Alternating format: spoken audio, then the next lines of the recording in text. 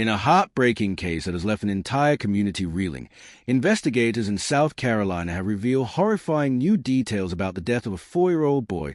Details so disturbing they have shaken even seasoned police officers. The story of little Isaiah Dion is one that no one will ever forget. Isaiah's short life ended inside a modest home in Oconee County near the Georgia state line. On September 19th, emergency responders were called to the house just before sunrise for a report of a child in cardiac arrest. When paramedics arrived, they found a scene so grim it left them speechless. Isaiah was cold to the touch and unresponsive. One EMT described the child as skin and bones. His ribs and cheekbones jutted sharply beneath his skin. Another responder compared his appearance to starving children in famine-stricken countries.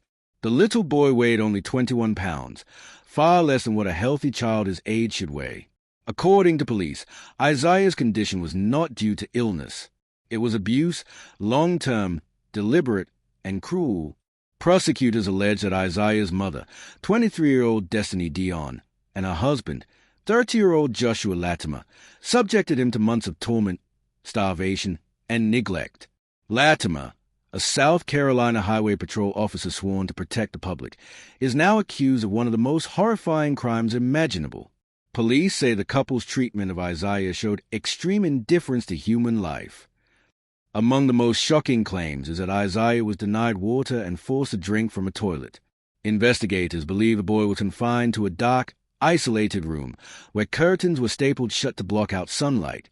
He reportedly slept on the floor with only a thin blanket, no bed, no toys, no comfort.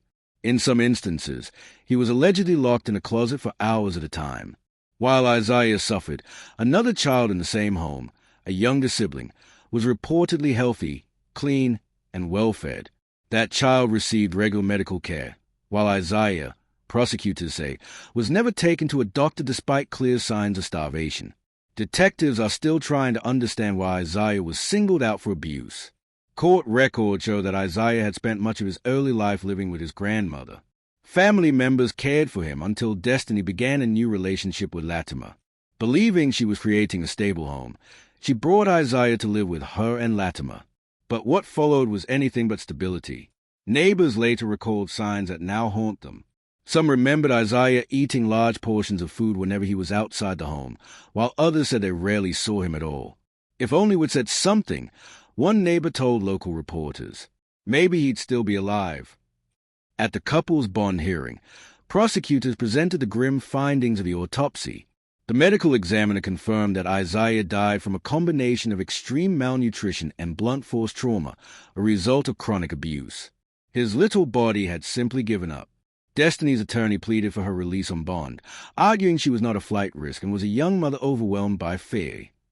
But prosecutors countered that she failed in the most basic duty of any parent, to protect her child. The judge denied bond, saying the allegations were too severe to justify release. Latimer, once a respected member of law enforcement, was immediately terminated from his position with the South Carolina Highway Patrol, where he had served since 2017. His fall from grace sparked outrage across the state, especially among officers who once worked beside him.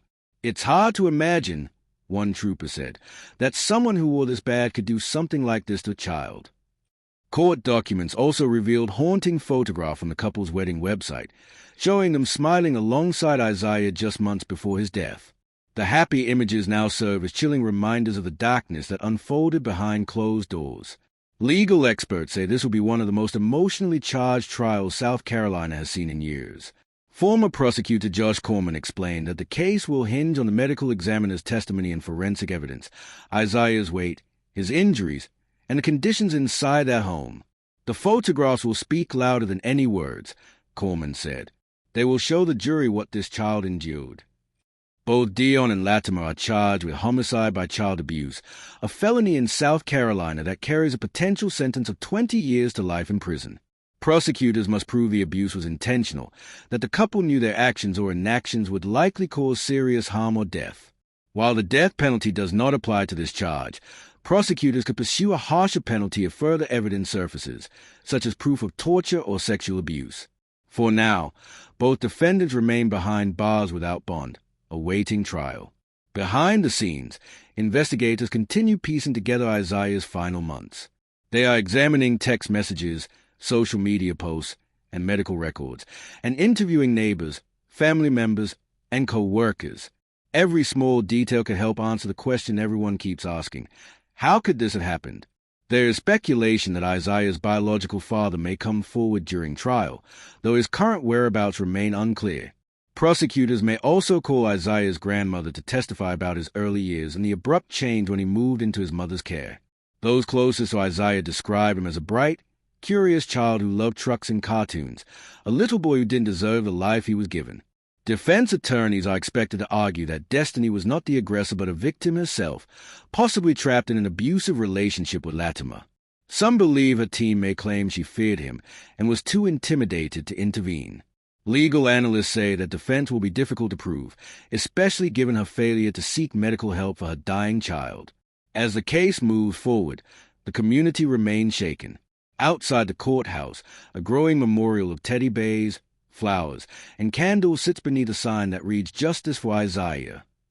The sheriff has thanked the community for its support, calling Isaiah's death a tragedy that has broken all our hearts. Though the criminal proceedings are far from over, one thing is clear: this case has already left a permanent scar on Oconee County. For many, it's a painful reminder that the worst kind of evil can hide in plain sight.